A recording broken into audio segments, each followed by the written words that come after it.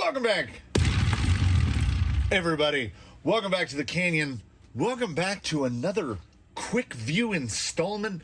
Welcome back to a whole bunch of things. We've got a whole bunch of things going on. We've got another one. Another instance where instead of, manufacturer support, like what the big guys get, stuff comes to them in boxes, I've been lucky enough and I've had enough spinal integrity, I guess, to build a massive crawler course in my backyard, and it has lured people in. So most recently, it lured in a gentleman who has this. So I didn't have to go out and buy an Axial Basecamp. One came to me, and it was just last night. I was talking about how I borrowed a Bushido to do a review, and he said, "Do you want to do a review on this one?" And I said, "Sure." So he left it with me. Axial Basecamp. Let's talk about what's gotten better, in my opinion, since the other 10.3 and this 10.3. There are, in fact, a lot more parts in common between 10.3 Basecamp and Big 10.3 than I had thought from the outside. I just spent a little while cleaning it up a little bit, returning it to a stock configuration. The owner is a brand new to crawling, I think it's fair to say. He was lured in by the allure of Amazon with the tires. They aren't even vented, so they're all kind of sucked in the middle.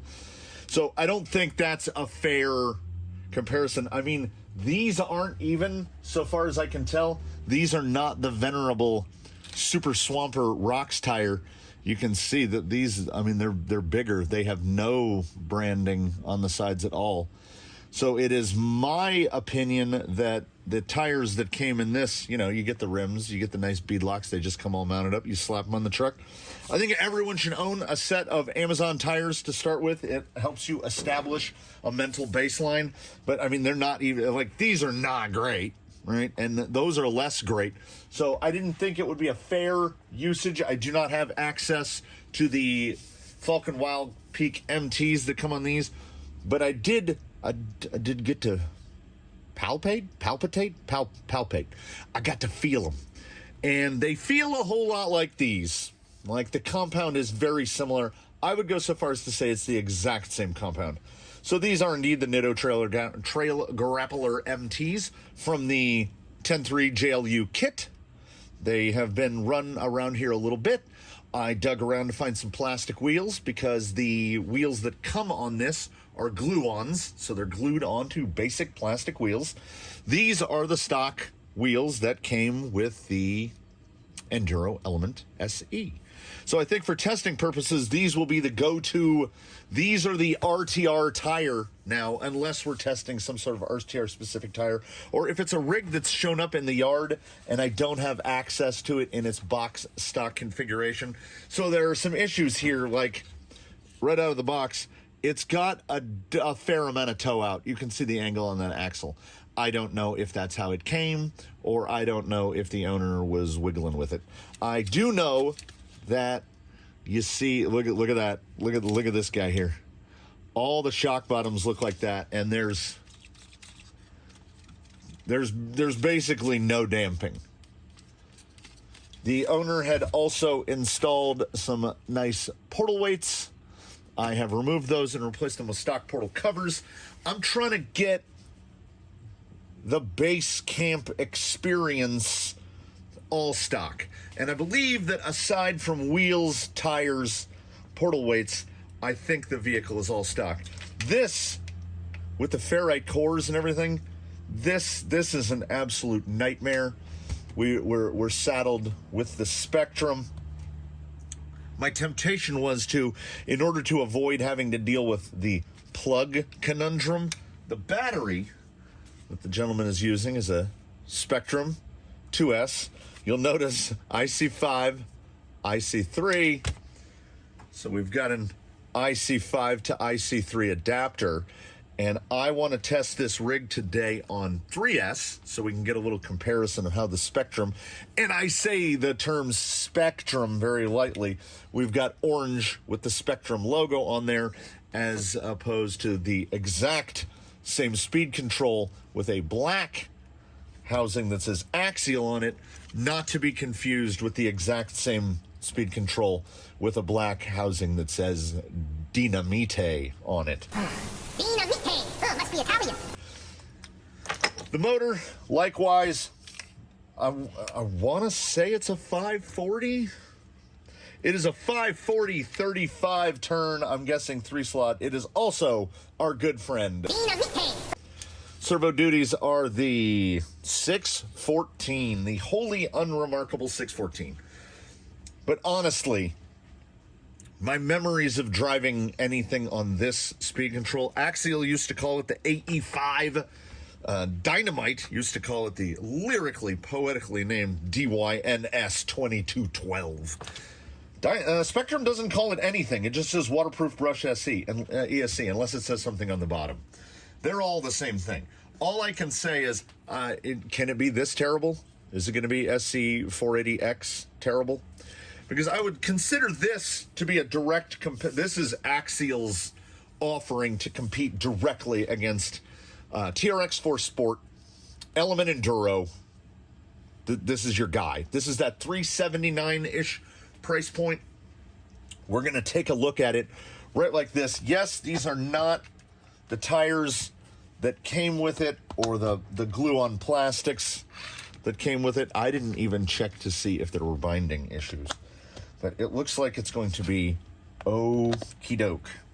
I will say advantage Axial this if we're going to do a tiny, just a momentary comparison to Element. Metal hexes, good on you. Good on you, Axial. I don't like how they have the little, let's see if they're scarred up on the inside. Yeah. The inside, see all the notches? Yeah, that's from those little winguses. I mean, I get it, I guess. It's for the metal interface to a plastic wheel. But we are going to avoid using plastic wheels very long. Axial also makes a pretty shallow hex. I would prefer to see a deeper hex just so that there's more engagement inside the wheel. That battery strap is far too long. Far too long. But this is little stuff. I have one complaint before the wheeling begins, and it is what I consider to be there are problems that are correctable, right? Like if the geometry is wrong, like on the Element Enduro SE, the pumpkin angle was not great, and the wheelbase of the rig didn't match the body.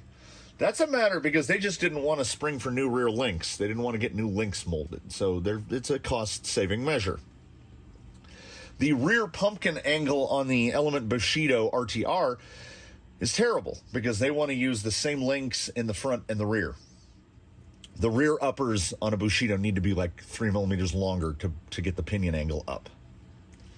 This thing does not appear to have any of those sort of issues. Travel looks fine. I just remembered these aren't bolted on. And that's good because it's easier to show this. Where this rig has a problem that is, in my opinion, uncorrectable without, I'm going to try. Let's get to it. That's a good amount of steer angle. We agree? Yes? It is at stop. There's no daylight. If we crank it back a little, see the. I'm trying to get the daylight. There it is. Bip. That's on the stop. We turn it the other way. That is not just slightly less, but significantly less steer angle. You can see the daylight right through there. We have 3 millimeters of steer travel unavailable. And you look and you say, oh, look, there's our crinkly panhard. Even with the crinkly panhard, and here's props to Axial for having good job making an attempt, little buddy. They attempted to correct the issue of the plastic panhard mount, which is a snapperoo. Like that thing breaks.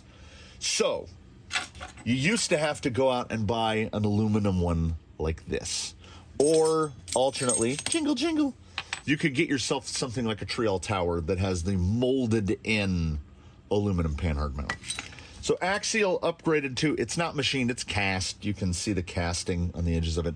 A cast aluminum panhard mount, but I'm guessing in an attempt to make it a little stronger, you already see what the problem is. They made a little nibus that sticks out the back, and now the servo horn and the arm are dead into it. So the only option would be go to a shorter servo horn, which might mean that servo won't actually throw enough. And this servo horn length, they're parallel. Yeah, there we go. There's a look at the parallel. You want those as parallel as possible to reduce bump steer. So if we put on a horn that pulls this back, it's going to mess stuff up. I am also not a huge fan of the crinkle cut panhard bar. It doesn't work.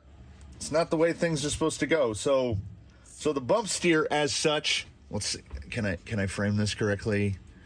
It's bad. We've got 6-7 millimeters of sweep towards passenger side. It moves left to right as it goes up through the sweep. And when it drops, like you can see, look at the angle of that shock and look at the angle of that shock. I can dial some of that out with the panhard. No, I can't.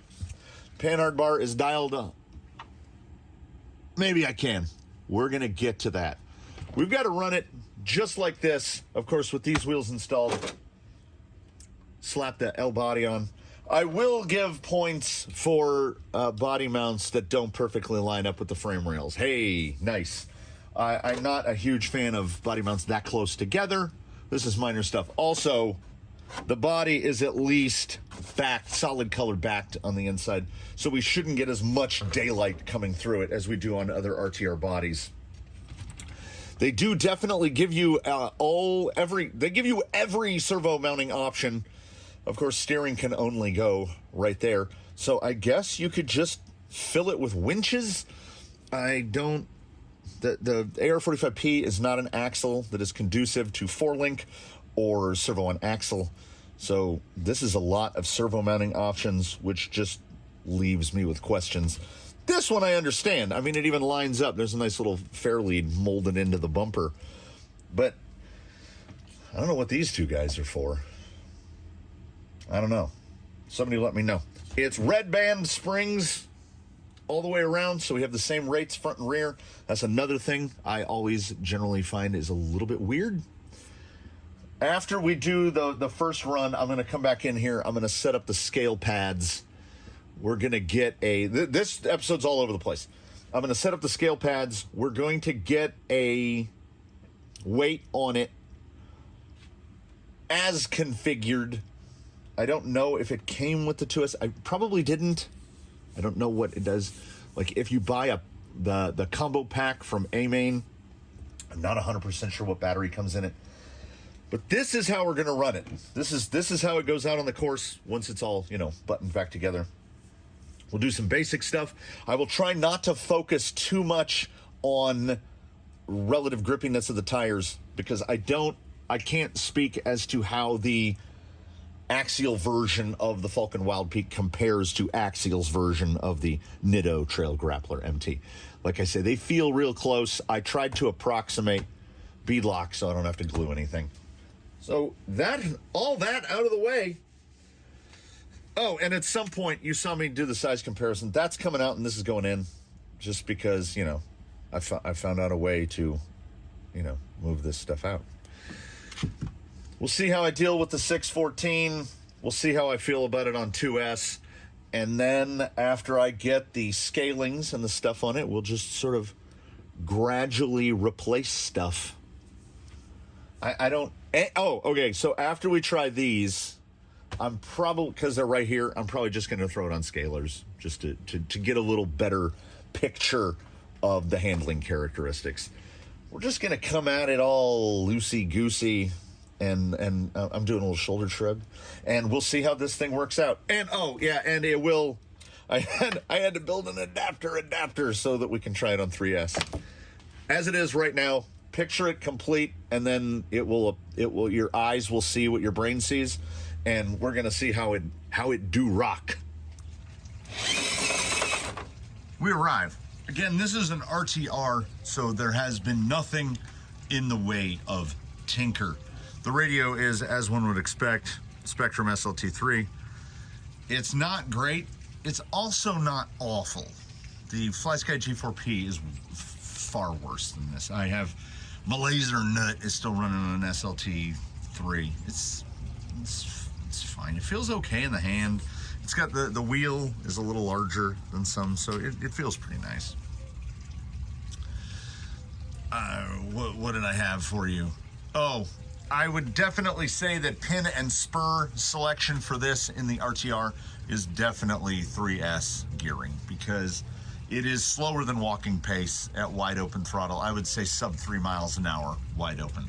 So they're looking for 3S.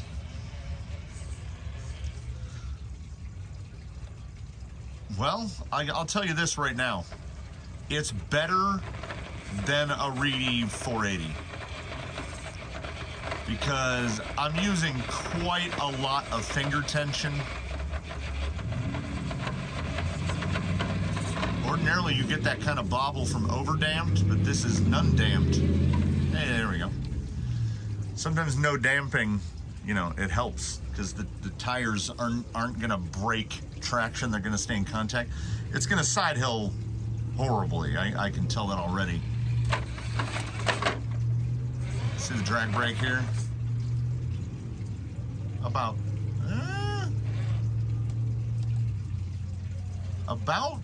what when anticipated. Better than a 480. So whatever that Spectrum rebadge of a Dynamite, the new version of an AE5, it's better than an SC480.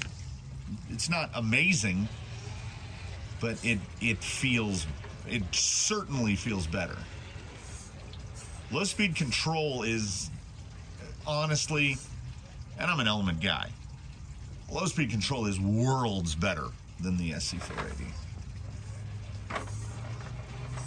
I don't believe this guy is that heavy. I would guess from picking it up in the 6 pound range.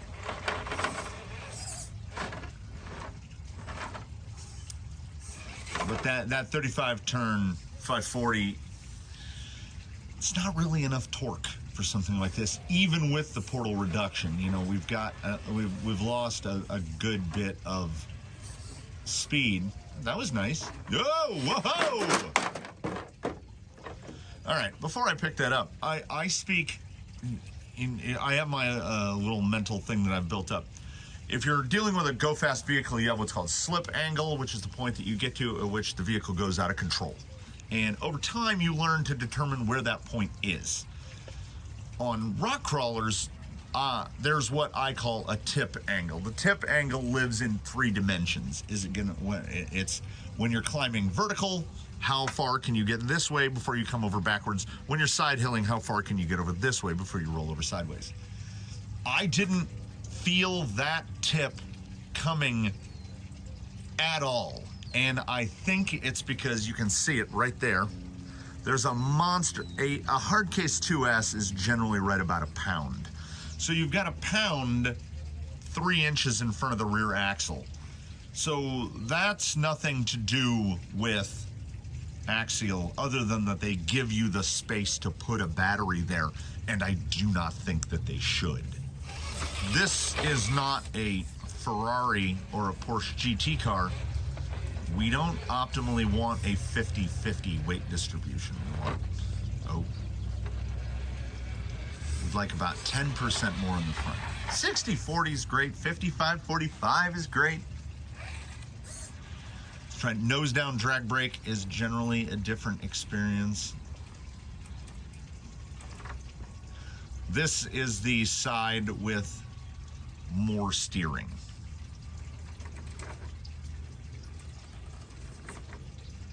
Yeah. Oddly, oh, well, not oddly.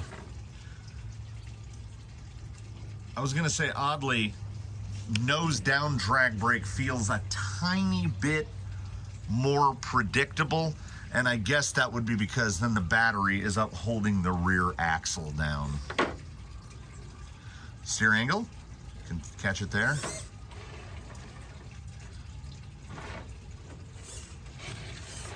Yeah, the Spectrum 614 is not, no one would ever mistake it for being brisk.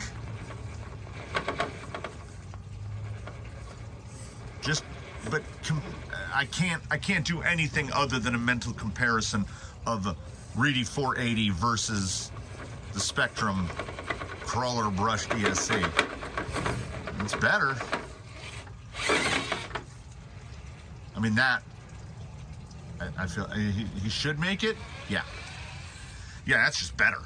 It's just better. So that speed control kills the 480 pretty handily. Very narrow body on there, I would also like to point out, because you know what, I can point it out. I can point it out better and more close. Although I will also say, compared to say an Element Enduro SE, the rear overhang on this is significant.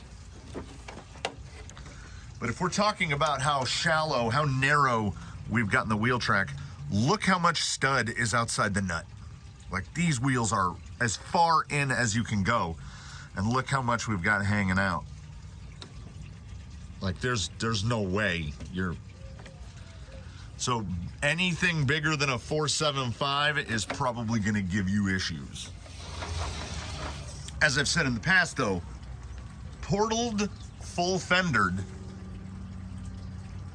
in everything I've tested, they do better on a shorter tire, like in that, like 4.5 or less, 435, 445, the kind of no man's land. Little hesitation. Come on, trail grapplers. There we go. I definitely put the trail grappler above the Element General Grabber. And as I said,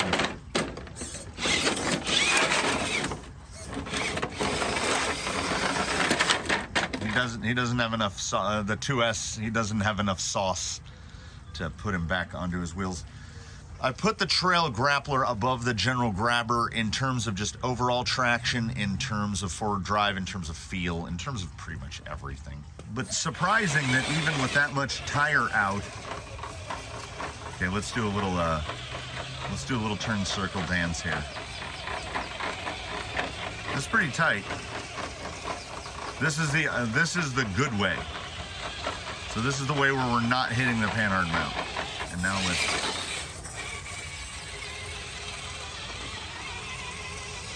I mean,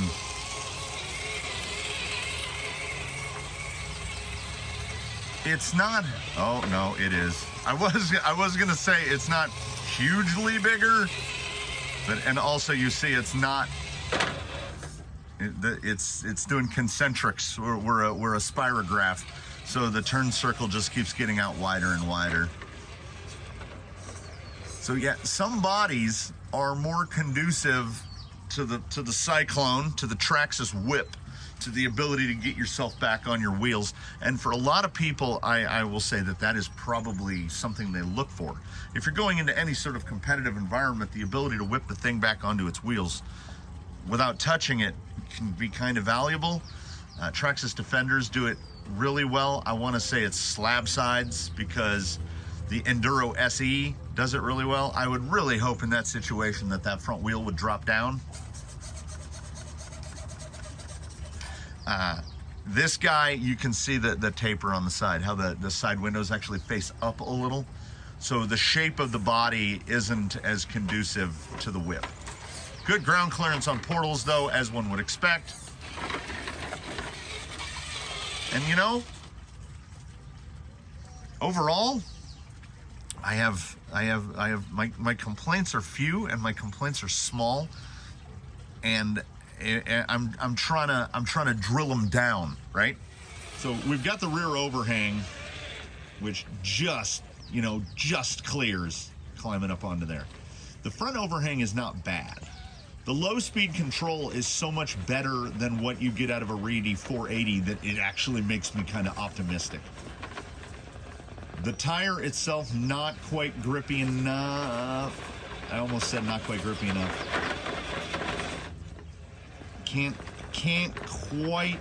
You can see where the rear tire right here front tire needs to push that ledge. Can't quite get it over it.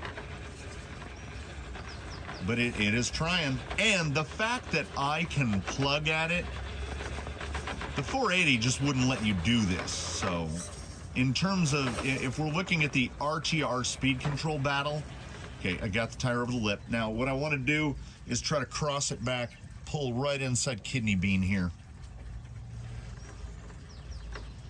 Little nostril push there, but good swing. Come on, push it around. Yeah, it's good. It's good. Beats a grabber, beats a 480.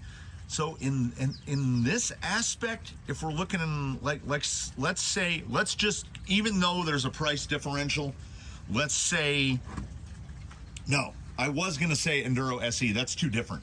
Let's say regular Enduro, Element Enduro versus this, head to head. I give advantage for tire and ESC to this guy. I think the Reedy 1523 servo is a bit better than the Spectrum S614.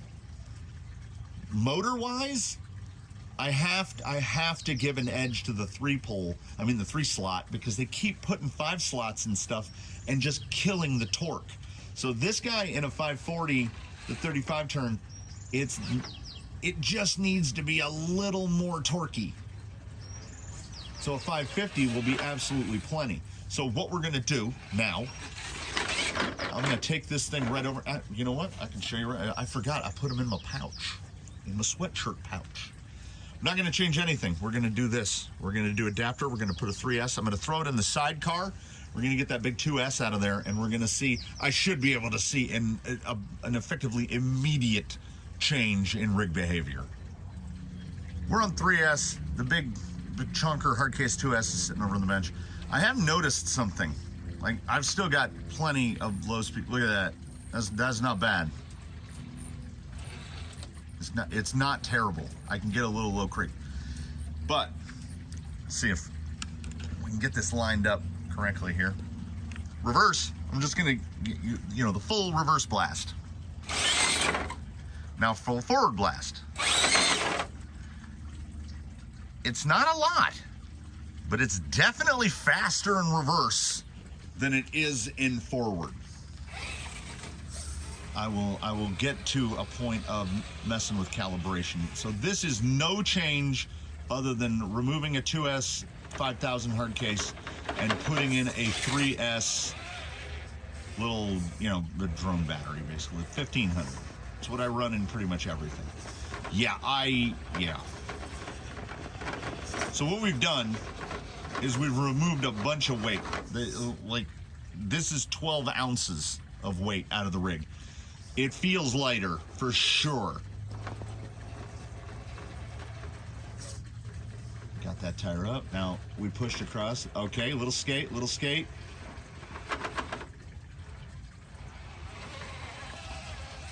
Yeah. I don't think that will have perfected the weight balance, but the weight balance that I had, I threw it on the scales before I came out here because I was like, I want to scale it in that configuration before we mess with anything. I want to see what it looks like right there. And let me tell you, for RTRs, even for RTRs, forget about kits and stuff, it was bad. The weight numbers are all over the place, and I think a big chunk of that was battery, because I like to scale them out in RTR configuration. So it will also get an RTR scaling exactly like this, and then I'll have the little breakdowns later on of weight out with a 2S hard case versus weight out with a 3S little Babby 1500. There's so many wires going on under there with the and rolls back to its wheels. Yeah, that big 5000 pack is not helping this guy in any way. And the Dynamite 35 turn is dramatically improved on 3S. Notice a lot less bounce now. Tires are still slipping a good bit. Oh, I thought it was going to pull that short. So it should be able to stay above the kidney bean. Once it gets a little pivot, I gave it a little too much bean. There we go. Push it around. Man, you know what? It's okay. It's okay. Honestly, here's a junction on the tracks I never thought we would get to. That thing, what the hell was that? That thing is pretty good. Just putting a baby 3S pack in it. I don't know if it's just that I'm a 3S guy and I'm just super used to 3S, so going to 2S is boo. I think a big part of it is that the gearing is 3S gearing. Portal reduction. How about the brake over here? Oh, that was good. Rocks are got a little in the morning dew.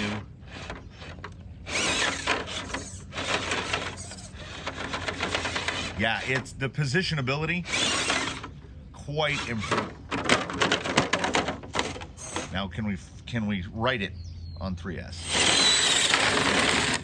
Nope. It's the shape of the body. You see how it's sitting right there? The wheels past, we're at like what? So 90. We're at like a 75-degree angle. That 15 degrees is just a killer.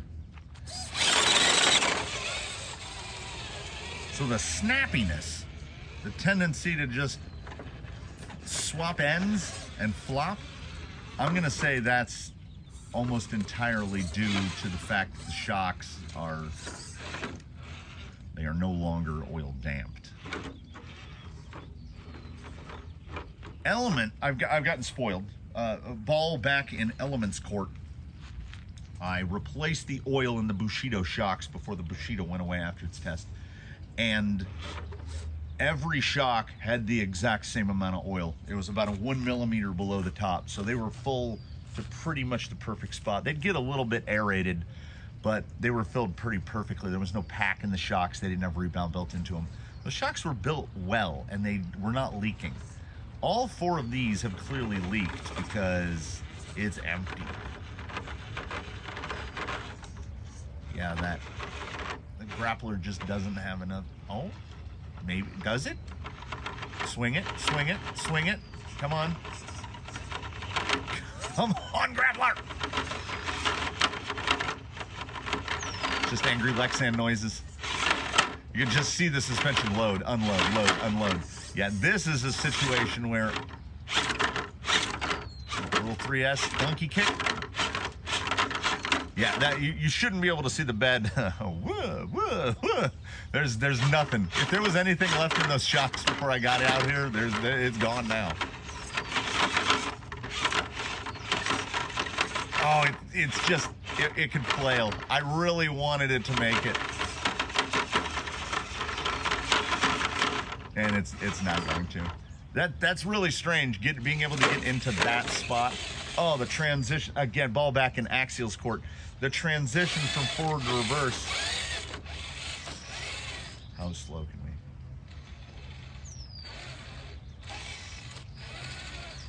we? It is far less of an on-off switch than a 480. It's just, it's not infuriating. It's still a little punchy, and being here saddled with an SLT3, there's nothing, we have no way of adjusting that. Whatever the speed control is named by Spectrum, and the radio having no controls for any stuff like that. But still, it's drivable. It is certainly drivable. And on 3S, there's a good amount of zoot. Yeah, it's not bad at all. The thing that was killing it was that big 2S. So let's get away. So let's just throw a little bit of weight at it. We're gonna have basic Amazon alloys, dirt track scalers on their stock foams. Just exactly what was happening right here. I'm gonna drive on over there. I actually brought 2 sets of wheels and tires out. We're gonna do them relatively briefly. We're gonna do the scalers, and then we're gonna go to Dead Ringer Canyon Trails and see what that does. I mean, honestly, the way I feel about it right now, that might be all it needs. Call me crazy, but I won't be offended. I think the grain orange looks pretty good. These tires are downright balloony compared to the grapplers. Oh, a little slide there. Oh, man. That was... I gave it the amount of reverse that I was giving the grapplers, and because there was no wheel slip at all, it just launched. Come on, settle, settle. Yeah, I mean, here's an instance where, well, I guess it's the same. No, it's the opposite of the element. I would change the servo before I changed the speed control. I think the speed control is survivable.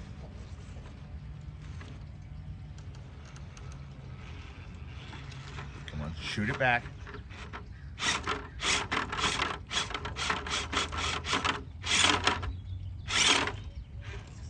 Did you? Yeah, you did. Yeah, you did.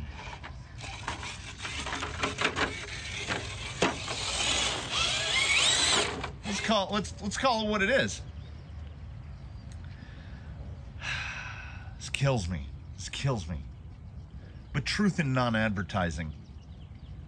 If you're looking at an RTR element versus an Axial Basecamp, which is what I'm doing mentally, and I'm assuming a lot of people are doing if they're considering purchasing.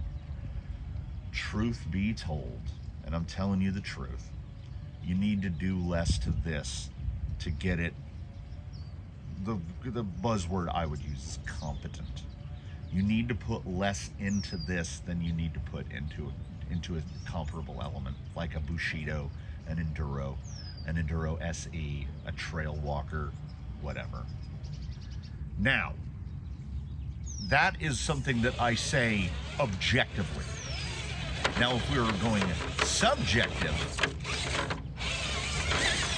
the AR40P, 45P is my least favorite axle, the crawler axle that there is.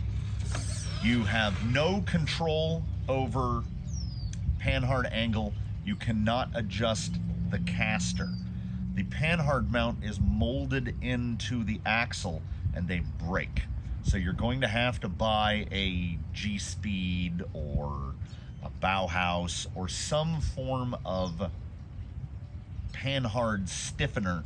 Otherwise you will rip that thing off the axle. Now, it's a $10 axle housing, but that is something that I put in a category called pain in the ass.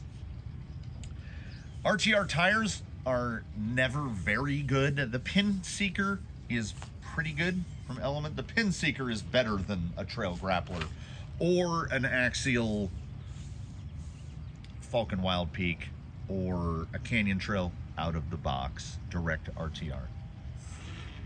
But that said, I mean, a Scalar, a $21 tire, is a fairly dramatic improvement over the Grappler. I want to see if he can hit this line properly, and now just doesn't quite have enough. Doing really well for no damping though. So there are definitely some failings of the Axial, most notably the 45 portals. And as I've lamented before, the fact that the portal covers for the fronts and rears are different for no apparent reason. I prefer the Element axle. The Element axle, being a non-offset pumpkin, is definitely more conducive. Like if you want to go servo on axle, if you want to 4-link the front end, you can do that in an Element for very little money. I don't know if you can servo on axle a 45P at all. Offset pumpkins bring with them their own set of challenges. Portals are I think they might actually classify as that sort of love it or hate it proposition. Some people love them, some people hate them. I would say that the best compliment I could give the Basecamp is this: it doesn't drive like it has AR45Ps on it. The portals are pretty invisible. Now that's on 3S. On 2S, this rig is, don't. I'm gonna weigh it in the 3S configuration. I think that a 2S hard case kills this thing. It's a lot better.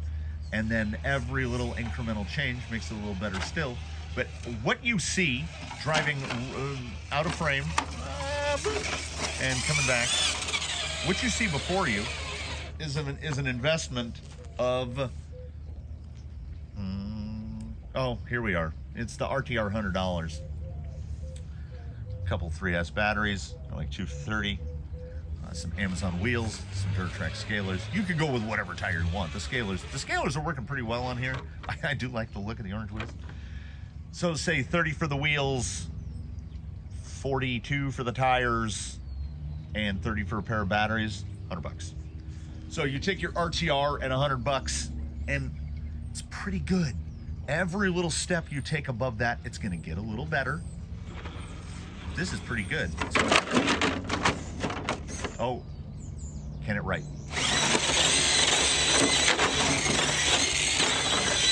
Hey! But, I mean, you need the room to really hurricane it, and those wheels and tires are sticking out a good bit. So before I talk too much on this, I have more to say. Let's just swap tires, and then I can go back to, it. The dead ringer, as they call them, is of course the dual stage hair bun. Could really use a little bit of damping. Yeah, it's flopping.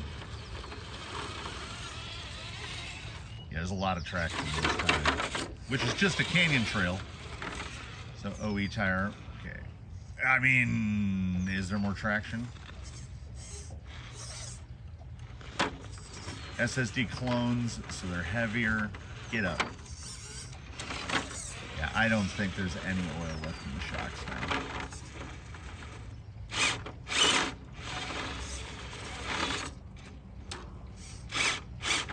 I actually think the rear bumper's bound up is what I'm getting hung on. Yeah, now I've had enough wheel time now. I'm really feeling that servo.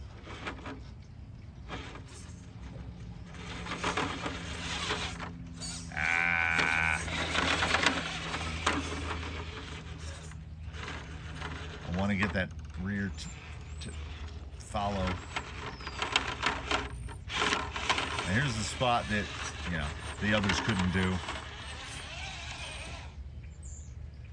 It's crazy. I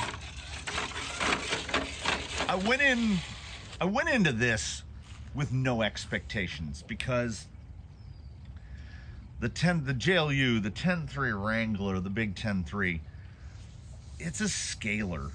So they,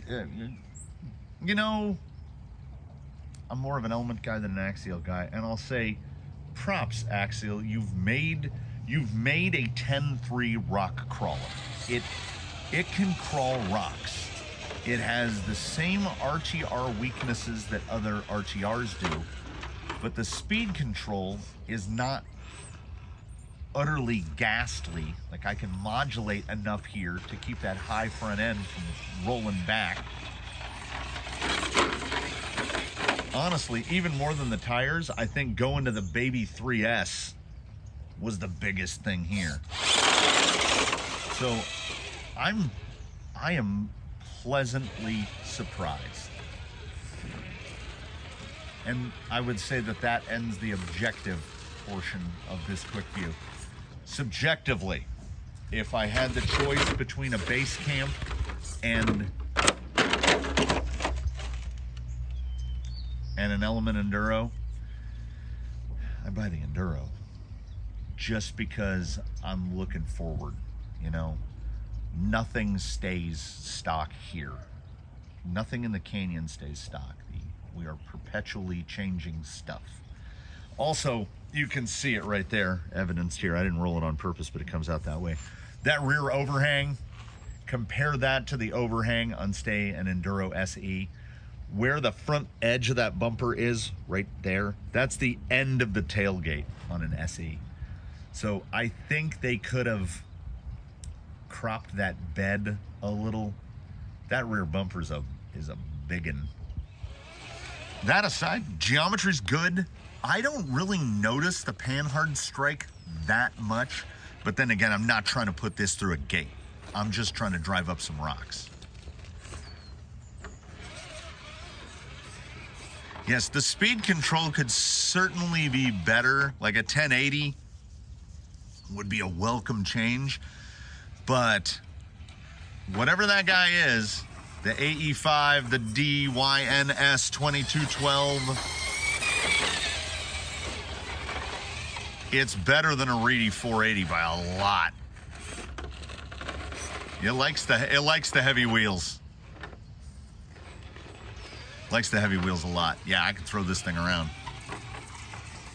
So in comparison to the price points of what we were looking at before, we can't escape the $30 for a pair of 1500s. I love those little 1500s from whoever they come from, Huvo, Z, CNHL, all of them on Amazon. The Amazon 3S 1500 packs are my go-to for every rig. Really so much better than a big Spectrum 5000 hard case. Tire-wise, you're looking at about, well, 30 for the rims. You're looking at 20 bucks for a set of Canyon Trails, plus you got to bake them, and then you need dual stage. It's $100, you know.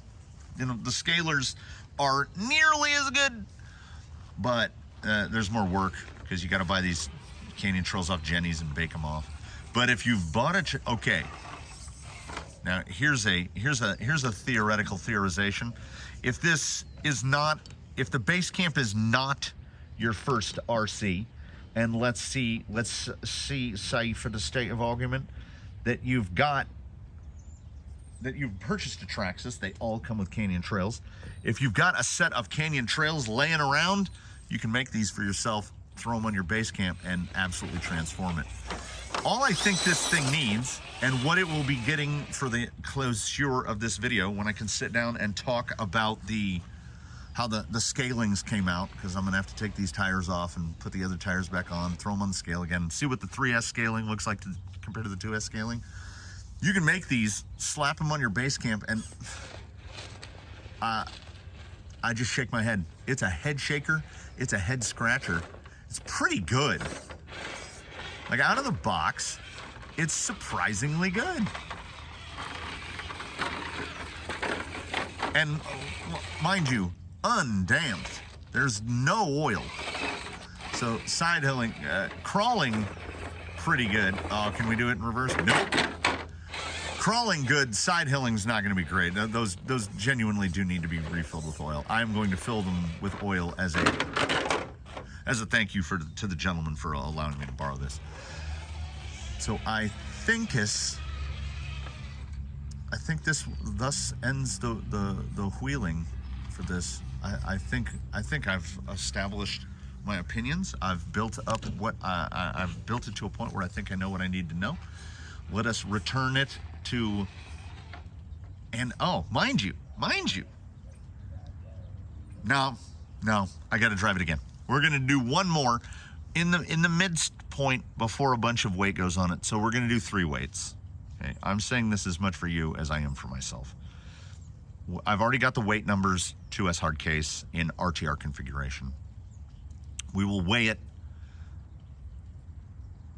just like that. The mid-mod point. That way I don't have to change anything. And then we'll throw all the stuff back on it. The portal weights, the stuff that was on it when it arrived in the shop. We'll weigh it like that. So we'll have box stock RTR, what you're looking at right now, which is what I consider to be competency level. Like, look, I can drive down things. It's not flying all over the place. It's not bad. It's pretty darn good. You could get away with driving it just like this, and then we'll throw some parts on it. I got that pile of 10 3 parts. We'll throw some parts on it, and we'll see what it's like. We'll see what the numbers look like in the quote-unquote modded configuration. Let us state, for the unrequested purposes of transparency, that some time has passed. I ate an Italian sub. It was delicious. We are much further into the future now. The changes that have been made shouldn't be too glaring. I will say there was a decent amount of math. We will discuss the math momentarily, but before we discuss the math, we will look at the Basecamp in its near final form. It won't be leaving on these. These stay with me. But these will be the tires for the very fast the wrap-up run-through. We're going to drive it in this configuration and see how it does. In between the time that you saw it last and now, I corrected as much as I could in the front end. I had to change the length of the steering drag link, the steer link. The panhard bar was an incorrect length. The towers have been all changed out to Triol. The Triol tower kind of acknowledges the issue with the steer strike because it has a little relief in there. So it's touching it. Oh, I'm sorry. There we go. It's touching it now, but we're at full lock, and we can go full lock the other way. So the towers aren't just an extravagance. The things like the front and rear aluminum bumper mounts are extravagances. They had a little bit of weight. These were the aforementioned portal covers. They're on all four corners. They were purchased by the owner of the vehicle. You see the tangle of adapters to get this thing to work. It needs deeper hexes. If you see that much stud, I think it's just that same stock axial hex. It needs like at least a 6mm hex, probably an 8mm thick hex, because I think when the wheels are clamped down, the wheels go out over the hex. Anyway, shocks were completely cleaned out, refilled with 40 weight oil. The shocks had external limiters on the shafts, and I don't know why. There was no point in the suspension stroke that it struck the frame, anything struck anything. We're nowhere near the panhard. So the suspension is it's just a lot more fluid now, and it comes to a nice soft stop. Now, external limiters will limit droop to a degree because it'll stop the high side from compressing more. So you're limiting droop that way. Folks, if you're going to limit droop, do it either with shock position or internal limiters. I don't believe in external limiters at all. You can get away with using like a little piece of like foam rubber or silicone fuel tubing, some very soft O-ring, something. But these were hard plastic clip-on ones, so the suspension would go gunk, gunk, gunk. The design of the 10 III front end, there's nothing we can do about it. Look at this line here. Mr. Ruler! Victor. So let's line this up. There we go. Hey, there we go. Through the bump stroke. We come out a fair. There's nothing you can do about that. But it doesn't make the wheels go like this. So it's not the worst thing in the world. Basically, what that comes down to is the relationship of the mounting point for the front upper link on the axle relative to the mount link point on the chassis. There's nothing I can really do about that. I got around much of the steering issue by clocking the horn away from the chassis side panhard mount and then dialing the link down to accommodate, which allows us to get full steering throw.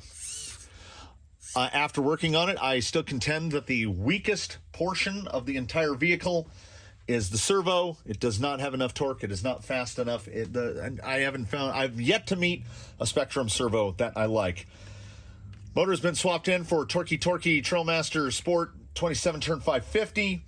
Pinion gear was jumped from the stock 14. Does every axial crawler come with a 14-tooth pinion gear? Swapped to a 16 because lost a little bit of wheel speed even on 3S. But I don't think. I'm sure this motor will be able to produce enough additional torque. All that said, let's talk about numbers. Now, don't forget, keep in your mind that the stock numbers were with this big Spectrum 5002S in that position right there, which is not just suboptimal. That is a terrible place just even to allow someone to put a battery in a rock crawler, because in its stock configuration, which was on these, the plastics, and where plastics hurt you, you'll see it. You'll see it here in a minute. The rig, RTR battery installed. So this is out and this is in at that time, and it was on these. I wasn't going to do hot swapping just to show you pictures of it. 6 pounds dead. It was 600. 2.96 pounds on the front axle, 3.04 pounds on the front axle. You can already tell those numbers are reversed from what you ordinarily want to see. That is a 49.51 weight distribution, which made it handle super weird. It also had a fairly routine CG level of right about there. The bottom of that little notch, not the longest lug, not the shortest lug, the middle side lug. That's where the CGH was in its quote unquote stock configuration. The cross weight, which is determined by adding the weight on this wheel and that wheel, you get that weight and you divide it by the total weight of the vehicle. We had a cross weight while the vehicle is level of 47.6%, which is bad. That's really bad. I think all of it came down to the battery, the placement of the battery and the overall weight of the battery. So then we went to the base camp in what I was calling competent mode or decent mode, which was effectively just 3S battery, this wheel and tire combo, and none of the other added stuff. Shocks still hadn't rebuilt, but it was on the 3S and it was on a nice set of wheels and tires. These are not plastic, they are steel, so they took the overall weight of the vehicle up to 6.43 pounds, gained almost half a pound just from the addition of the wheels. This brought it the base camp to level at 3.31 pounds on the front axle, 3.12 pounds on the rear axle. As you can see, we're moving in the correct direction. That is a 51.5% to 48.5% weight distribution. So we flipped 2.5%. We moved 2.5% of the weight forward, which is the kind of thing we want. And on these, because these have the dual stage hair buns, they're a little more squared off on top. So these tires stand shorter. They stand about 6 millimeters shorter, as a matter of fact, compared to these. They're a good bit shorter and a good bit fatter, so they get weight down. It brought the CGH down from 4.08 inches, which was, as I pointed out, on that middle lug. That is right down right about there, just across the top of the word Traxxas on the sidewall. So the CGH is coming down. Also an improvement, cross weight moved to 49.6%. If you can get within a percent, you're doing okay. I like to see 50, and the closer I get to 50, then I will check what the crosses look like with the front raised, with the rear raised. I want to see how the cross moves dynamically as the suspension cycles. We then stepped forward to the rig as it appears before you right now in what I would call modded. We've changed the shock towers. I've re-oiled the shocks. It's got a different motor. I had to relocate the speed control forward and out because it was glued down by the good folks at Axial in such a point that you couldn't make any pinion gear adjustments. And there is a pretty wide range of pinion adjustments. The pinion slots are not offset. They're straight up and down, so the motor just slides side to side. So you could get a big old pinion in there. It runs a 32 pitch. It's got a 56 tooth for the spur. Pretty common stuff.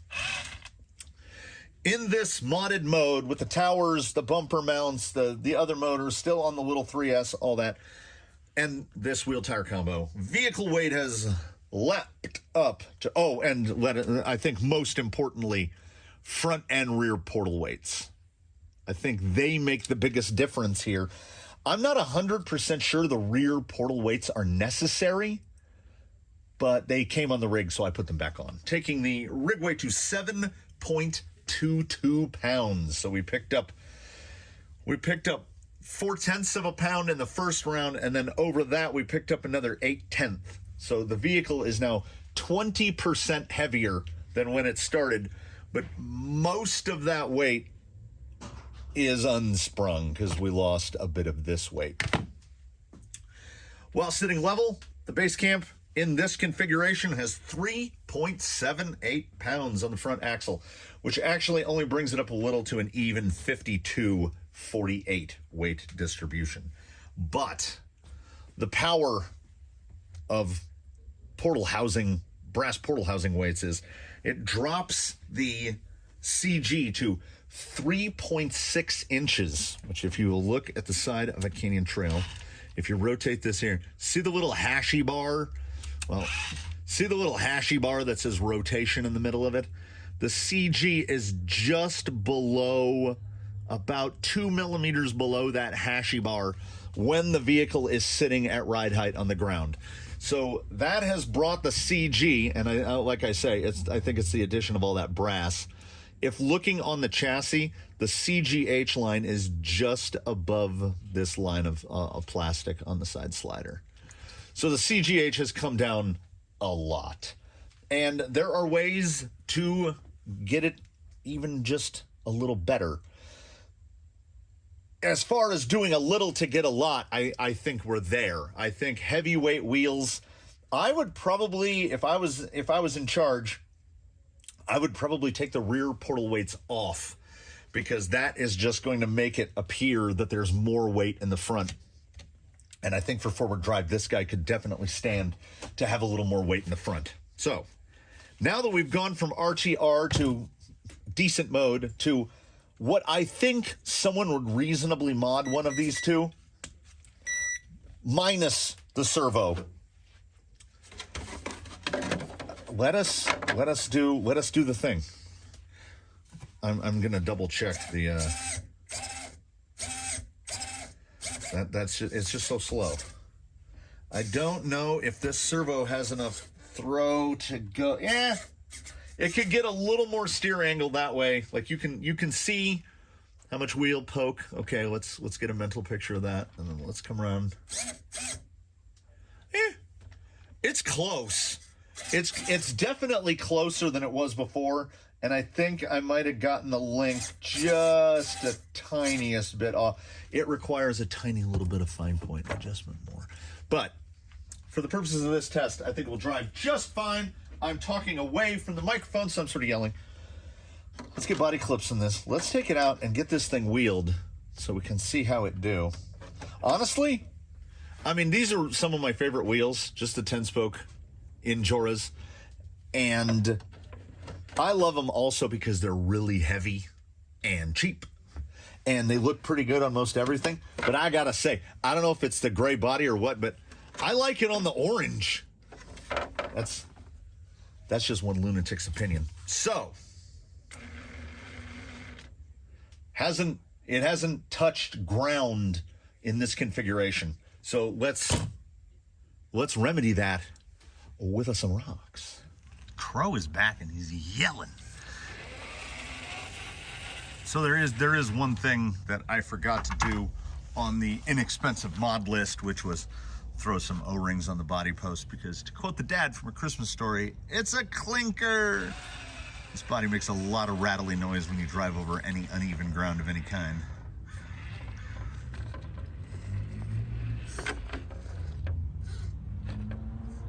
Much less, yeah, look, it's settled. It's settled. Listen to that.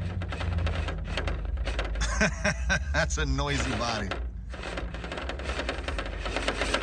It's really noisy. Yeah, I didn't get a good angle with that. Yeah, turning circle is improved, but I would not say vastly. Let's try the other side hit here.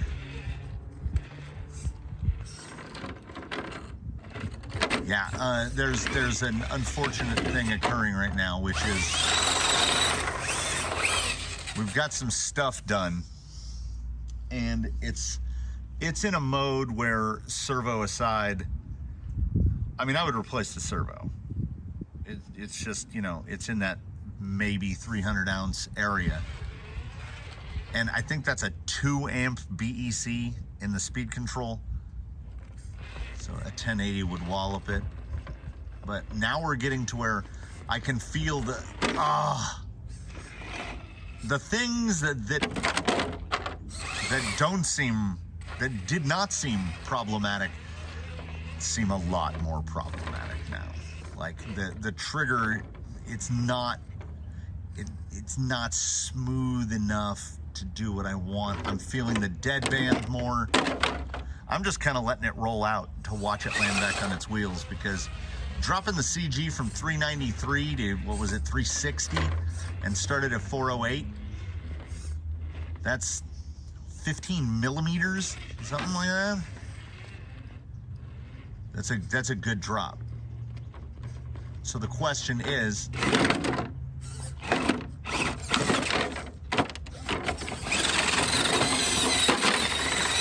and I think this could only be found through wheeling, is a low CG more important than front to rear bias?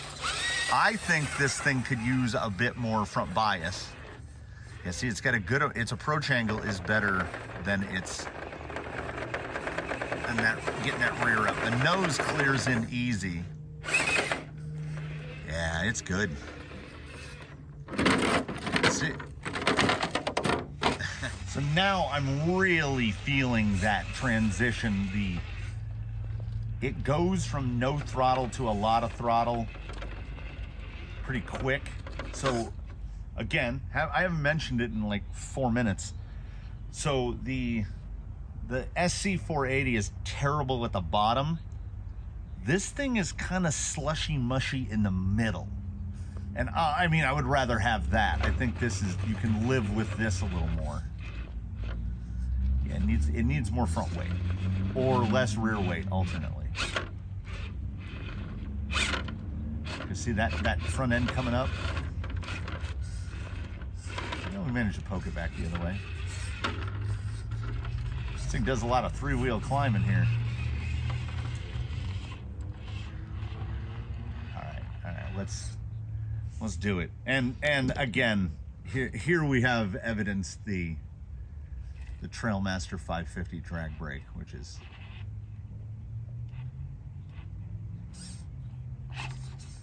what do we got in the way of zing? Oh, too much gusto. It's definitely an RTR, you know. It was ready to replace. We did the all-in-one here, where it went from box stock to unnecessarily modded in the span of one episode. Yeah, when it lands, it is a much trickier proposition to whip this thing. Yeah, I think, okay, here we go. We got to summarize, right? I like the body on an SE better. I like the axles on an Element SE better. I like the out-of-box performance from this thing more. But again, I can't put aside how I feel about AR45Ps. Of all the Portal things that I have driven, and I own many, this rig drives the most of a Portal rig. It drives the most like it doesn't have them. So it feels, to wheel, it feels a lot like a straight axle rig, and I would say that's high praise, because I have other rigs. I've got a rig on AR45 straights and then another rig on AR45Ps, and they are not transparent. It's like they're always there. So the gearbox in here must agree with AR45Ps a lot.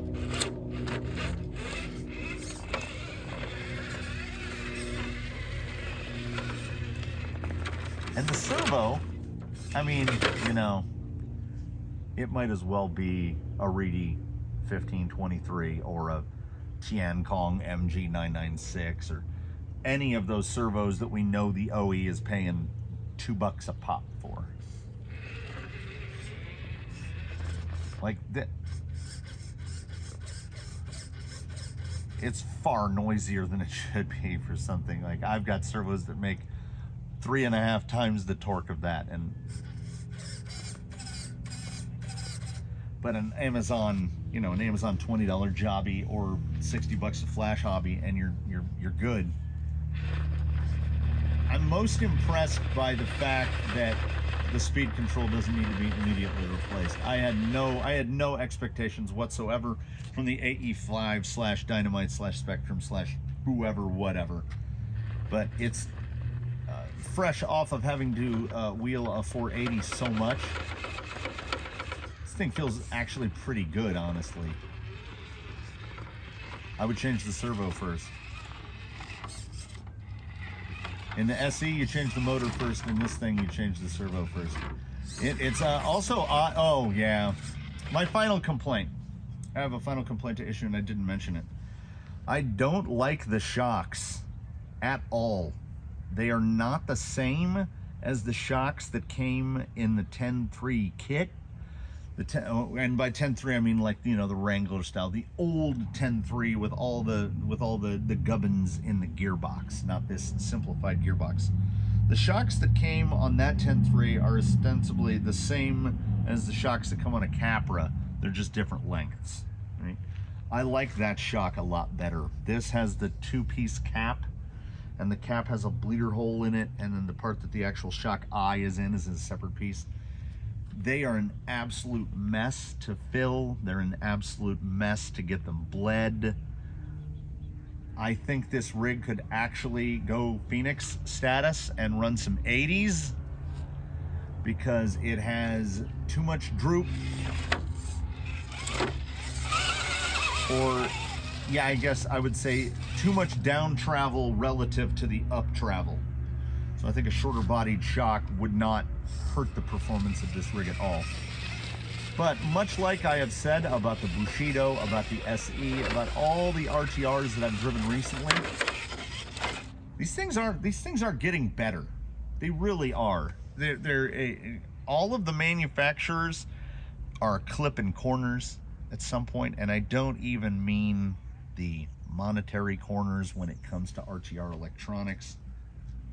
I mean in terms of they're reusing a link from one vehicle on another vehicle, when in reality that link should be something else. They're still giving us glued-on wheels. Well, at least Element has gone to at least plastic bead locks, so that's something. Because if you do actually want to reuse that OE tire, it's nice to be able to take it off without having to get out a heat gun and debond it.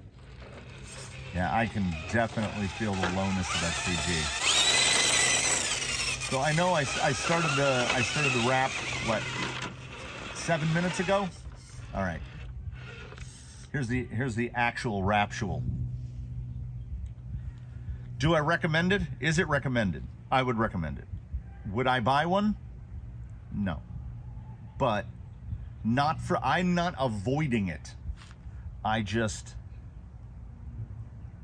been relatively vocal in the past about not liking AR-45Ps, and it's almost irrational, my not liking them.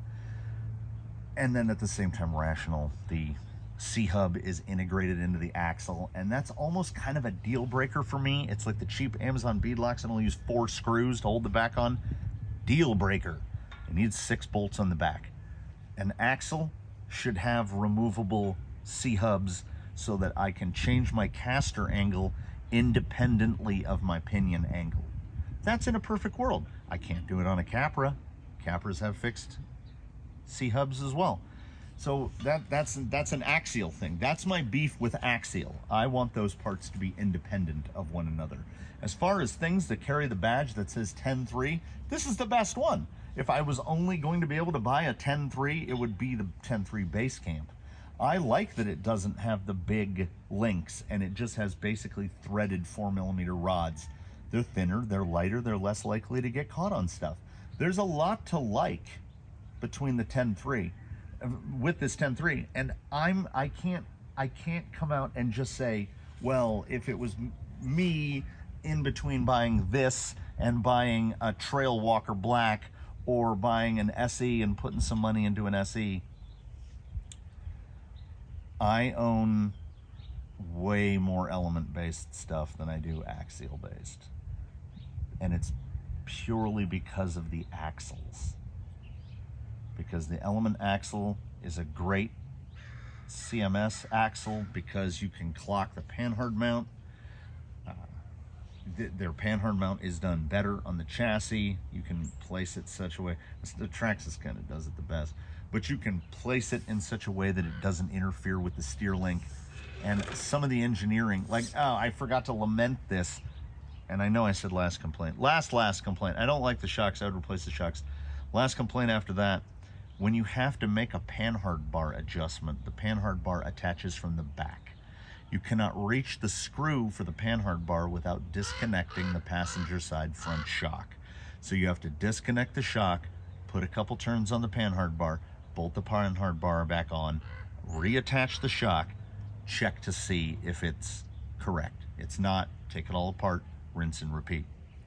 With any other rig that uses a straight panhard bar, I just replace the bar with a turnbuckle. I can adjust it on the vehicle without taking anything off. But the 10 III has got the crinkle cut panhard. That's not an option.